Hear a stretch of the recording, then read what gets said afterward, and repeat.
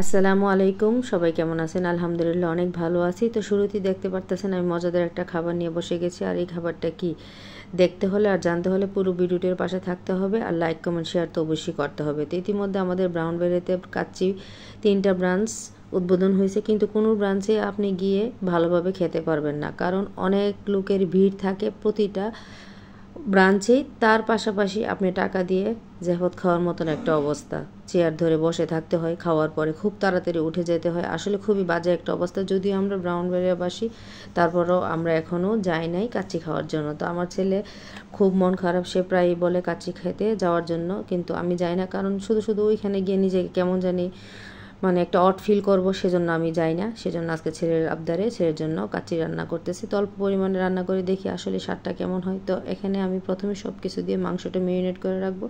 আর কাচ্চির প্রধান উপকরণ হচ্ছে আলু। তো এখানে আলুগুলো ভেজে নিলাম, আর এই পাশে আমি মাংসটা বসাই দিলাম। তো মাংসটা সিদ্ধ হবে, এরই পাশাপাশি আমি আলুগুলো ভেজে নিলাম। তারপরে কাচ্চির যে চাউলটা এটাও দিয়ে দিলাম। তো আমি এখানে বাসমতি চাউলটা ইউজ করি নাই, এখানে আমি পোলাও চালটা ইউজ করছি। তো আমার ঘরোয়া পদ্ধতিতে সিম্পলভাবে রান্না। আর বাবুর্চিদের হাতের রান্না তো একটু অন্যরকম হয়, স্পেশাল হয়, তাদের খাবারের স্বাদই অন্যরকম।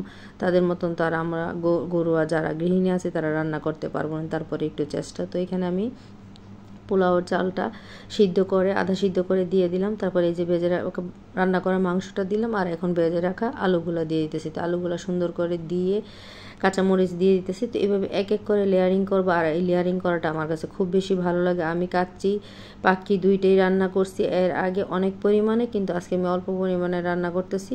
অনেক দিন পরে রান্না, সেহেতু আমি একটু ট্রাই করতেছি আসলে রান্নাটা কেমন হয়। আর এখানে আমি দুধ, জাফরান আর এগুলা চিনি সামান্য পরিমাণে গুলিয়ে তো এখন দিয়ে দিলাম। তো প্রথম লেয়ারিংয়ের পরে দ্বিতীয় লেয়ারিংটা দিয়ে দিতেছি। তো এখানে আমি বেরাসা দিতেছি, আর এখন দিয়ে দিলাম আবার দুধ, জাফরান, আর তারপরে কাচ্চির প্রধান উপকরণ হচ্ছে ঘি। তো এইভাবে সব কিছু দিয়ে আমি চুলায় দমে কিছুক্ষণের জন্য রেখে দিলাম। তারপরে এই যে নামিয়ে আনলাম, দেখেন কত সুন্দর হয়েছে, আর ফ্লেভারটা যে কত সুন্দর আসছে। আসলে এটা আপনাদেরকে তো আসলে ফিল করাতে পারবো না, কিন্তু আলহামদুলিল্লাহ অনেক মজাদার একটা ফ্লেভার আসছে।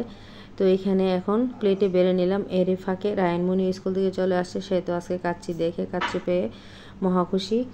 তো এখানে দেখেন আপনাদেরকে আবার দেখাইতেছি যে কাচ্চির লুকটা আসলে খুব সুন্দর হয়েছে। তো এখন সবাই খাওয়া দাওয়া শেষ করলো, এখন আমি খেতে বসলাম। আর আসলেই খুবই মজা হয়েছে। নিজের রান্নার প্রশংসা যদিও করতে নেই, তারপরে আমি আমার রান্নার প্রশংসা করতেছি। আজকে বাসায় সবাই 3বার 4বার করে খাইছে। কাচ্চিটা নাকি অনেক মজা হয়েছে, আর আমার কাছে খুব বেশি ভালো লাগে কাঁচামরিচ আর পেঁয়াজ দিয়ে খেতে। আমার মতন কাঁচামরিচ আর পেঁয়াজ দিয়ে কে কে কাচ্চি খেতে পছন্দ করেন সবাই অবশ্যই কমেন্ট করে জানাবেন। ভালো থাকবেন, আল্লাহ হাফেজ।